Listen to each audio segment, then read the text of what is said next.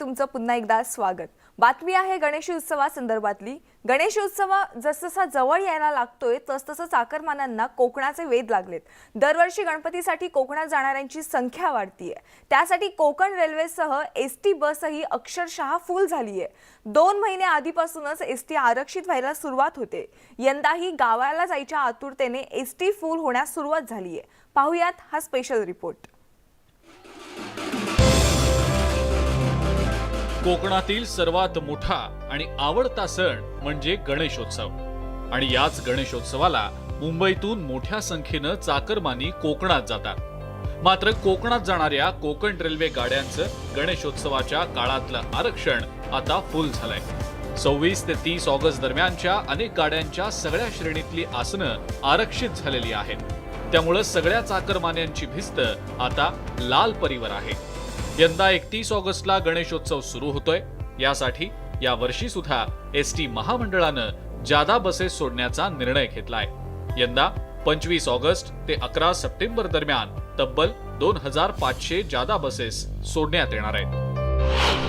1305 ST गाड्यांचं booking फुल। Group बुकिंगलाही लवकरच सुरुवात। मोबाईल ॲप आणि संकेतस्थळाद्वारे ऑनलाईन बुकिंग उपलब्ध। मुंबई सेंट्रल आगाराच्या बसेस हाऊसफुल। मुंबई सेंट्रलच्या एकूण 385 बसेस फुल, तर परळ आगाराच्याही 411 बसेस फुल।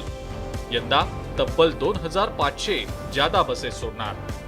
जवळपास 1300 बसेस आपण आता ऑनलाईन रिझर्वेशन करता लावल्या आहेत। 18 ठिकाणाहून आपण ह्या बसेस सोडतो। पुण्यातली ठिकाणं आहे, काही मुंबईतली आहे, विरार, ठाणे या भागातून आपण ह्या बसेस सोडतो आणि त्याचं लोकांनी बुकिंग करणं सुरू केलेलं आहे। ज्या पद्धतीने बुकिंग वाढेल तशा आपण ह्या गाड्या वाढवतो। कोरोनाच्या निर्बंधांमुळे गेल्या 2 वर्षात गणेशोत्सवाच्या निमित्तानं गावाकडे जाता न आल्यामुळे चाकरमान्यांनी यंदा उत्सव सुरू होण्याआधीच कोकणात जाणाऱ्या रेल्वे गाड्यांचं तिकीट आरक्षित केलेलं आहे। काही रेल्वे गाड्यांना तर मोठ्या प्रमाणात प्रतीक्षा यादी असल्यामुळे यंदा मध्य रेल्वे आणि कोकण रेल्वेला मोठ्या प्रमाणावर जादा गाड्या सोडाव्या लागतील। त्यामुळेच एसटी महामंडळाकडूनही आगाऊ नियोजन केलं गेलेलं आहे।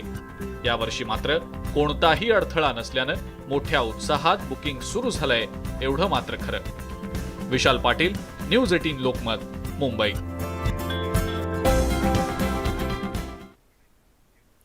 केंद्रीय प्राप्तिकर विभागानं बंगलोर स्थित मायक्रो लॅब्स लिमिटेडशी संबंधित ठिकाणांवर छापा टाकलाय। या छाप्यात डोलो 650 या गोळ्यांच्या विक्रीसाठी चुकीची पद्धत वापरण्यात आली आहे। तसंच या गोळ्यांच्या ब्रँडिंगसाठी डॉक्टर्स आणि व्यावसायिकांना हजारो कोटींच्या भेटवस्तू दिल्याचा दावा प्राप्तिकर विभागानं केलाय। नेमकं हे प्रकरण काय आहे पाहूयात।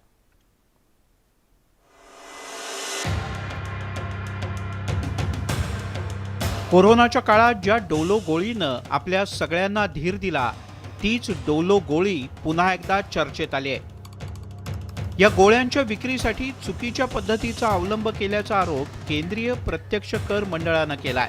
तसंच या गोळ्यांच्या प्रसिद्धीसाठी डॉक्टर आणि वैद्यकीय व्यावसायिकांना हजारो कोटींची गिफ्ट देण्यात आल्याचाही आरोप झालाय। कोरोना काळात ही गोळी डोलो 650 सर्वांचा आधार बनली होती। लसीची मात्रा दिल्यानंतरही ही डोलो 650 गोळी दिली जायची, मग सरकारी रुग्णालय असो किंवा खासगी रुग्णालय। पण केंद्रीय प्रत्यक्ष कर मंडळाने केलेल्या दाव्यानंतर डोलो 650 कंपनी चांगलीच अडचणीत आली आहे। डोलो 650 नेमकी का चर्चेत आली हे पाहणं महत्त्वाचं आहे। प्राप्तिकर विभागाच्याकडून मायक्रो लॅब्स लिमिटेडशी संबंधित काही ठिकाणांवर छापे घालण्यात आले। 9 राज्यातल्या 36 ठिकाणांवर प्राप्तिकर विभागाने छापे घातले आणि डॉक्टर्सना सुमारे 1000 कोटी रुपयांच्या भेटवस्तू दिल्याची माहिती समोर आली। ब्रँड वाढवण्यासाठी कंपनीकडून या भेटवस्तू दिल्याचा दावा करण्यात येतोय। औषध निर्मात्यांवर कारवाई करण्यात आल्यानंतर केंद्रीय प्रत्यक्ष कर मंडळाने एकूण 1 कोटी 20 लाखाची रोख रक्कम जप्त केली असल्याची माहिती दिली आहे। तसंच 1 कोटी 40 लाखाचे सोन्याचे दागिनेही जप्त करण्यात आलेले आहे। मात्र या प्रकरणी अद्याप मायक्रो लॅब लिमिटेडने कोणतीही प्रतिक्रिया दिलेली नाही। पण या डोलो गोळीचा शरीरावर नेमका काय परिणाम होतो तेही पाहूयात। डोलो 650 गोळीचं कॉम्बिनेशन हे पॅरासिटामॉल असून वेदनाशामक म्हणून काम करतं। हे औषध माइल्ड अनाल्जेसिक म्हणजेच वेदनाशामक आणि अँटीपायरेटिक म्हणजे तापनाशक आहे.